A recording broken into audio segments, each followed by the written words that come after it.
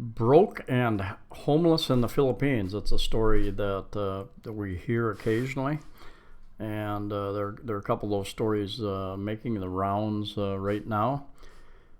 This particular headline, Davao City shelters homeless foreigners from a number of countries, and they actually have a social services set up down there, to not really for foreigners, but they don't turn their back on foreigners.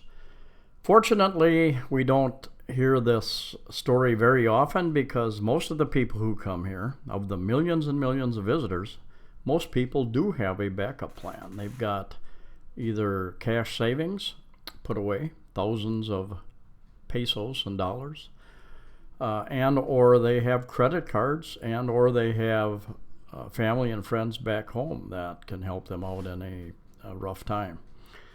There are a few that do not plan that far ahead, and they make some poor decisions once they get here. And just an example, I'm going to read a little bit from an article in the Manila Standard this morning from Davao City. Davao City is a very large city in Mindanao, the southernmost, the southern large island in the Philippines. Formerly, the mayor was our present President Duterte. His son, I believe it's his son, is now the mayor.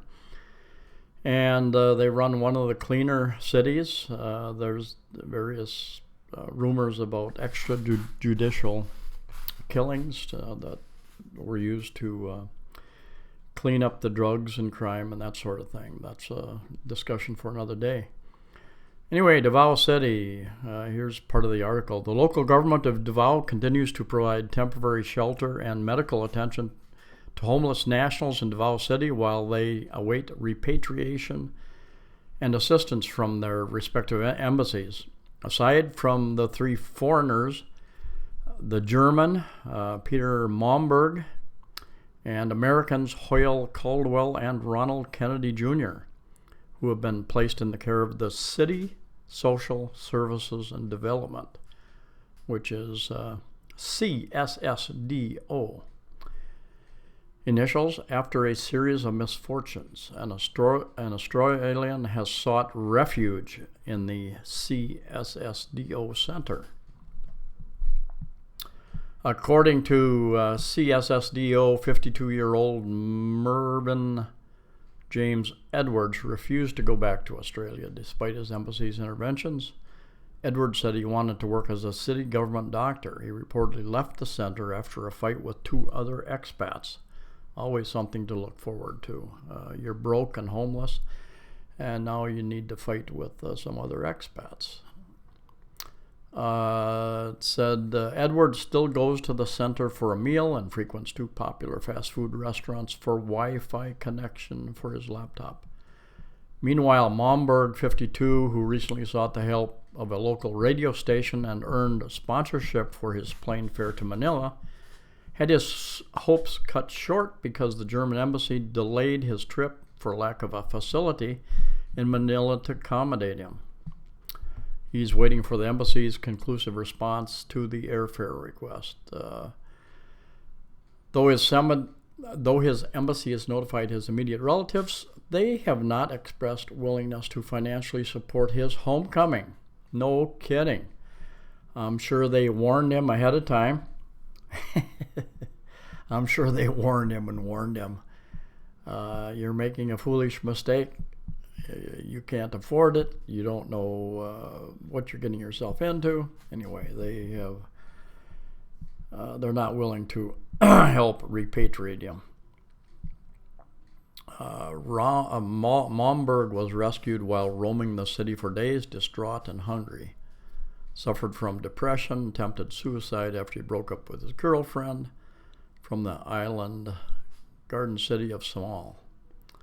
Caldwell, 66, was already referred to the city-run Home for the Aged while waiting a response from the U.S. Embassy. Sick and bedridden, Caldwell, who was kicked out of an inn after failing to pay the rent for 2 months, had his pension suspended by the U.S. government. On the other hand, Kennedy Jr., 51, is set to fly back go home where a job as a doorman waits him in Illinois after the U.S. Embassy sent a positive reply by providing a plane ticket. Kennedy Jr. was sent to jail after his girlfriend accused him of beating her.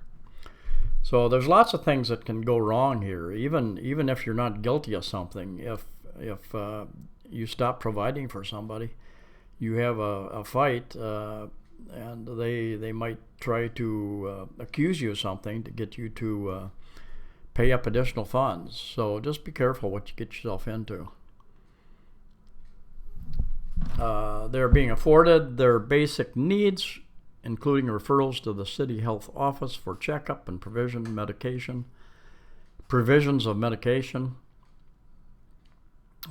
She said that though this facility isn't usually geared towards foreigners, they don't like to turn their back on people in need. There was another recent story where the same agency helped to repatriate a family of 4 who had fallen on bad times, and it didn't give the details. I'm guessing that all their IDs, credit cards, and everything that they had were probably stolen, and they were left with nothing, which creates a problem because you're expected to be able to prove who you are and to be able to financially support yourself or have a backup plan. So if everything is stolen, that creates a major issue, obviously. But I believe they helped to send them back to Germany.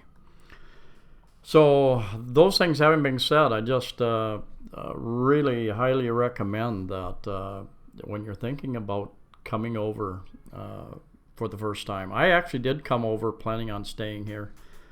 I've got backup plans, and I was pretty sure that after looking at many different countries that this was where I was coming to move to. I did not come over because I had fallen in love or lust with anybody, so that was a plus actually, because that tends to mess up your mind a little bit and your judgment. So anyway, consider the fact that you may need twice as much money as you think you need. Consider the fact that you could have your credit cards or a lot of your cash stolen. Have a backup plan. Anyway, with that having said, I'm going to end it there. And thank you for listening and watching. And please subscribe and like if you haven't done so already.